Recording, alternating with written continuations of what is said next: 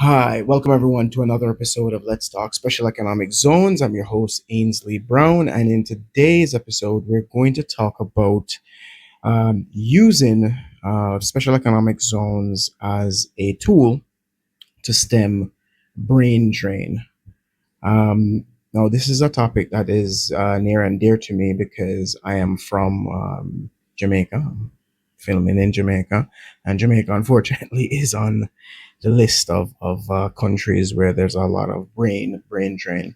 Um, the top five countries, according to the World Population Review 2024, their brain drain index are Samoa, Palestine, Jamaica at third, El Salvador, and Eritrea. Now, these countries have a serious challenge in that they're losing some of their best and brightest to go forward to immigrate into another country for a better prospect. And of course, you want to have in many ways invested because of education and health systems that exist in these countries. You would have invested in the population to see that that population leaves. Granted, I must say that um, if you were to look at the corresponding index with remittances, you'd probably see the same countries on it. So there is that payback in terms of people leaving, but then they do send back money or send back goods, um, and also they create a channel through which trade can happen, an introduction of the particular items from the home country into the new country. So that does create it. However, I want to shift up things a bit and look at it from a perspective of a zone or zones and as a policy tool to see if that could be used, not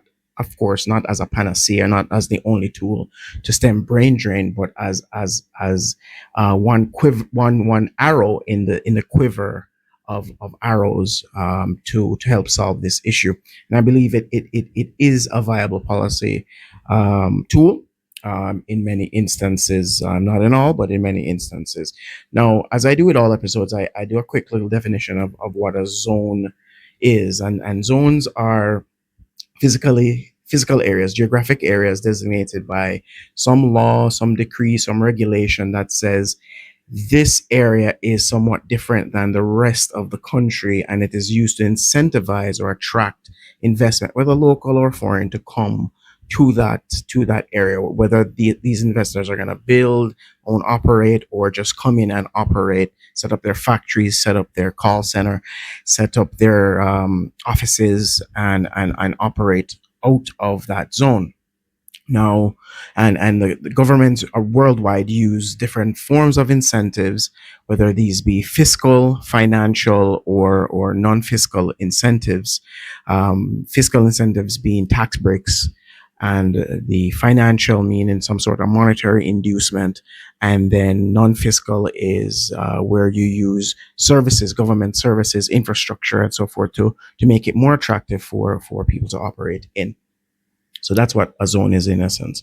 So chances are, especially, I can speak especially for Jamaica, and maybe I should have gone did a little bit more research and shown the top 10 versus the top five.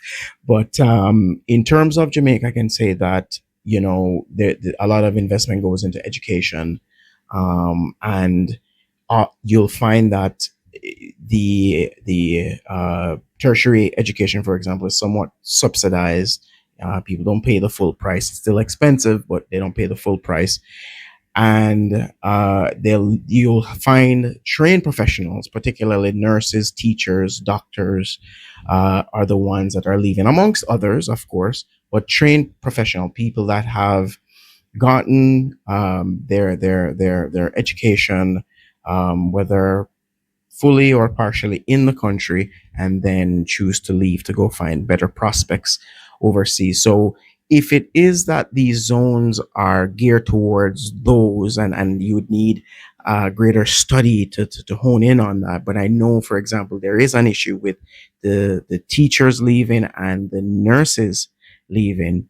if zones can be set up, or a zone can be set up where education is the focus or healthcare is the focus, then yes, in the instance of Jamaica, it would definitely work. For the others, you need an environment that is conducive for zones to be set up. That's the first thing. I know that El Salvador, for example, has a certain security issues. Eritrea, likewise. Palestine, for sure, with what is going on in Gaza and the West Bank right now, particularly Gaza. Samoa, small island developing state similar to Jamaica.